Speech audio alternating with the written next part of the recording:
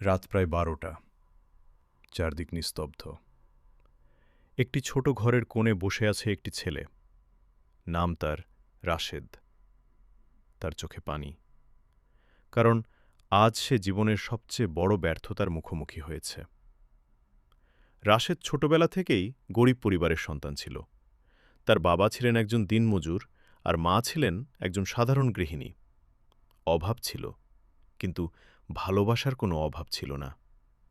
রাশেদের মা সবসময় বলতেন, বাবা, কখনো হাল ছেড়ো না, আল্লাহর উপর ভরসা রাখো।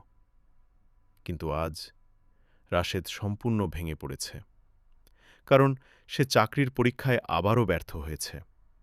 সে আকাশের দিকে তাকিয়ে বলল, হে আল্লাহ, আমি আর পারছি না। ঠিক তখনই হাত ঘরে প্রবেশ করলেন। মা তার মাথায়েন। রাশেদ বলল, মা, আমি ব্যর্থ, আমার দ্বারা কিছু হবে না। মা হালকা হাসলেন আর বললেন, বাবা, মানুষের দোয়া আর আল্লাহর রহমত থাকলে সব সম্ভব।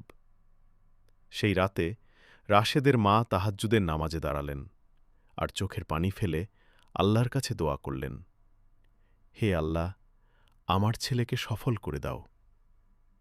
কয়েক মাস পর হঠাৎ একদিন রাশেদের ফোনে একটি কল আসল। সে কল রিসিভ করল। ওপাশ থেকে বলা হল, অভিনন্দন, আপনি চাকরির জন্য নির্বাচিত হয়েছেন। রাশেদ কিছুক্ষণ চুপ হয়ে রইল। তার চোখ দিয়ে পানি পড়তে লাগল।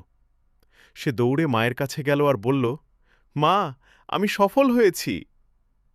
মা শুধু হাসলেন আর বললেন, আমি জানতাম আল্লাহ আমার দোয়া কবুল করবেন। বন্ধুরা, মায়ের দোয়া এমন একটি শক্তি যা অসম্ভবকে সম্ভব করে দিতে পারে। তাই কখনো আপনার মাকে কষ্ট দেবেন না। সব সময় তার জন্য দোয়া করবেন, কারণ মায়ের দোয়া জীবন বদলে দিতে পারে। আল্লাহ আমাদের সবাইকে মা বাবার সম্মান করার তৌফিক দান করুন। আমিন।